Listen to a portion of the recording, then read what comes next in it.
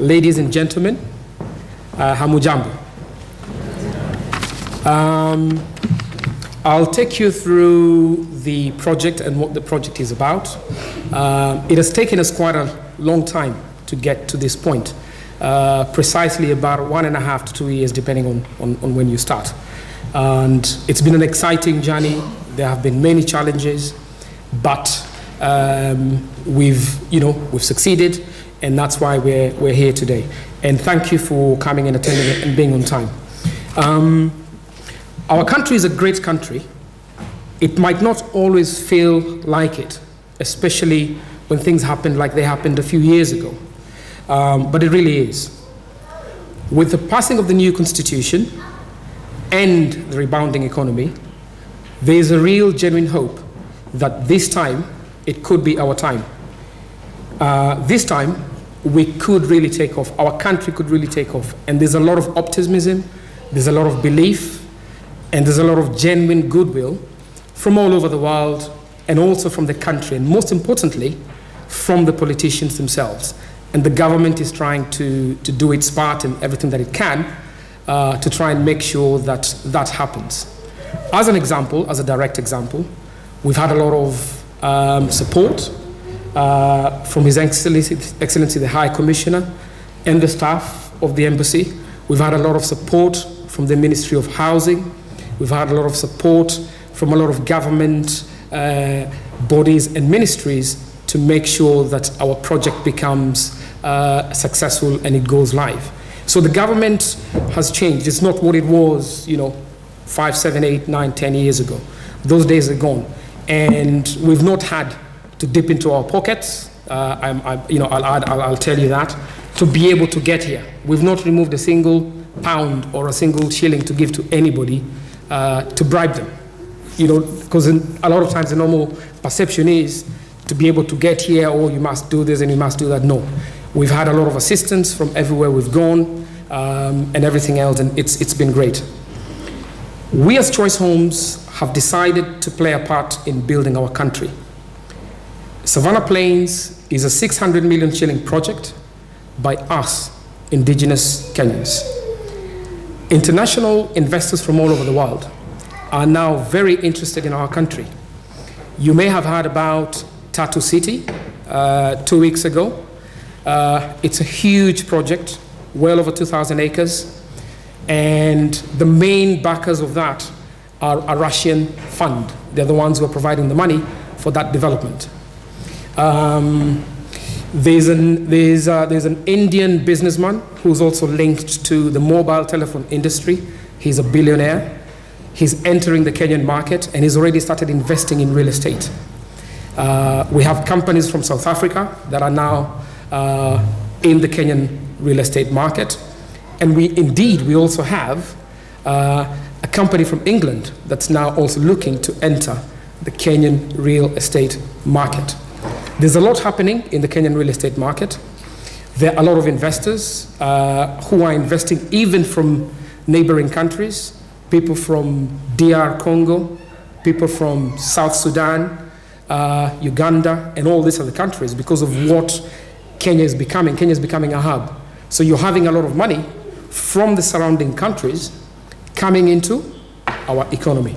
And we're also having international players, big players are now getting interested in our country, as long as we can provide them the security that they need for their investments. If we can guarantee them the security, I think they will come. They've already shown that. A lot of them are already in the country, and they're playing a part in our country. The diaspora is playing a very big part in our economy. Kenyans abroad are emitting a staggering 150 billion back home annually. This information comes from a recent World Bank study that was done last year in September. The amount is way above what the central bank already had projected, and this is proven by a lot of the, if you look at a lot of the real estate, they also did research, and a lot of the real estate that is happening now in Kenya, especially plot and everything else, in any development, if you go, there's quite a huge number of people from the diaspora. Any development you go to and talk to any developer, they'll tell you, yes, that one belongs to somebody from Sweden, that one from UK, that one from, he works in Burundi, and so on and so forth.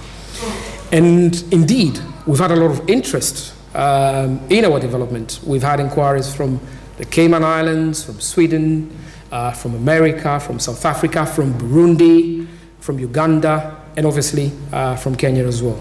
So the Kenyan real estate market is very, very vibrant at the moment. While the perception has been that most of the money that is remitted is spent on daily expenses, like food, clothes, and so on and so forth, the World Bank study found out that a huge chunk of cash is used on ventures aimed at uplifting the recipients' living standards. We at Choice Homes aim to play a big part in taking the next step by investing back home in a substantial project, a 600 million shillings project. This is just but a start of what we aim to do. Bishop Wehenya, in his introduction, mentioned our vision, and our vision is to be a volume developer in the next 5 years. And we've put in place plans to be able to do that. We are working hand in hand with the government. We're working hand in hand with NACHU. And we are bold, and we are going where no one has gone before in terms of the diaspora. Because yes, we've all invested as individuals. You've bought a plot, you've bought a house, and so on and so forth. But we're now taking the next step where we're investing in a big project in a big way as Kenyans. Why should other people from other economies come and benefit when we have the resources? So we've decided as Choice Homes to take this opportunity that exists, invest in our country, and while we're doing it, we will serve you. We spend our time together, we worship together, our kids go to school in the same schools. So why don't we provide homes for ourselves? And that's basically what we've decided to do. Okay, I'll now go into a little bit more detail about the development itself, Savannah Plains. If you can look at the main screen there, that's an architect's impression of what the gatehouse will be. It truly sets the standards in the area. There is nothing else like it in the country at the moment. The only other development that comes close is a development called Thicker Greens. And Thicker Greens is aimed at a totally different market. They're aiming for the very high end. It's a golf estate. And in Thicker Greens, they're doing, plots are selling, I think, for the cheapest one is 6 million. And if you want a really good position, 10 million. Now, so you can see we're in a different market. However, the standards that we're offering are basically very high standards, the same standards you would come to expect here. So that's what we're taking home. It's a unique concept in that we're offering you a house or a plot in a very high class, high standard, high quality, gated community. Choose whichever you want. Everybody's pocket is not the same. Everybody's in a different place in life at a different stage. So whatever suits you best. Some people want a house because they don't want the hassle of building for themselves. That's great, there's a house. Others want a plot because they want to speculate in the Kenyan market, buy, sell and make a profit. Great, that's possible here because there's going to be a lot of demand, there's going to be a lot of desire in the development. We've had a lot of interest even in Kenya, and we've had a lot of interest even in the UK.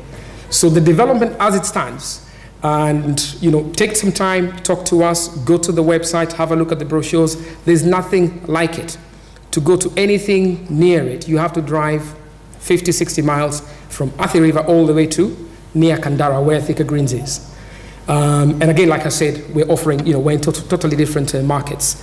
So the concept is a gated community with very high standards where everybody would want to live, where you would want to live, where I would be happy to live.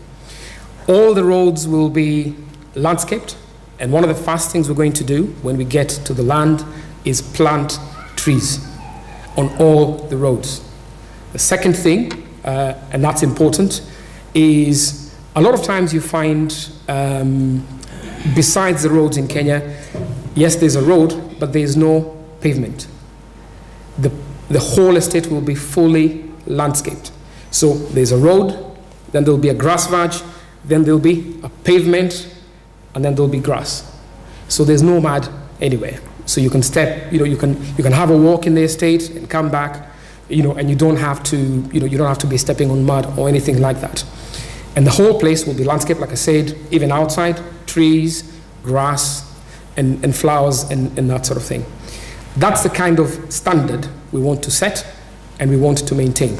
Think of Runda, but even better, without the prices that you would have to pay to get a product like that.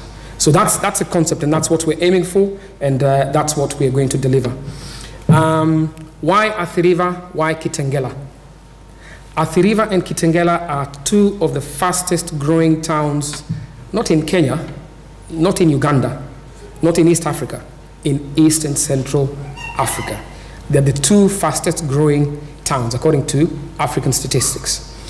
And part of the reason is there's not a lot of land remaining now to build in Nairobi, to build an estate. There are only two major areas where you can get reasonable land. One of them is the Thika Road corridor, and the other one is the Mombasa Road corridor. Those are the two main areas of huge growth in Nairobi at the moment. Thika Road has its challenges, and the challenges are the prices.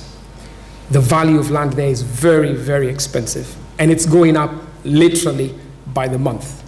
When the highway is complete, between the time they started the highway and now, the land has tripled in value. And they still expect there is more room for growth. Mombasa Road is the other corridor. And it is because those two corridors have a lot of open land. And that attracts developers, because if you have open land, 50 acres, 100 acres, then you can put up a development. If you've got an acre or two, you can't put up a development. You can only put up a few residential units. So that is attracting a lot of people. And the infrastructure that is being put in place by the government is driving a lot of this growth. And we looked at what infrastructure is being put in by the government before we selected the land. And part of the infrastructure that is coming to the area, 2 kilometers from where we are, there's going to be the Greater Eastern Bypass. And that will connect the eastern part of Nairobi. Mombasa Road, up to where Green Park Estate is, will be made into a dual carriageway. From Green Park Estate to where we are is like a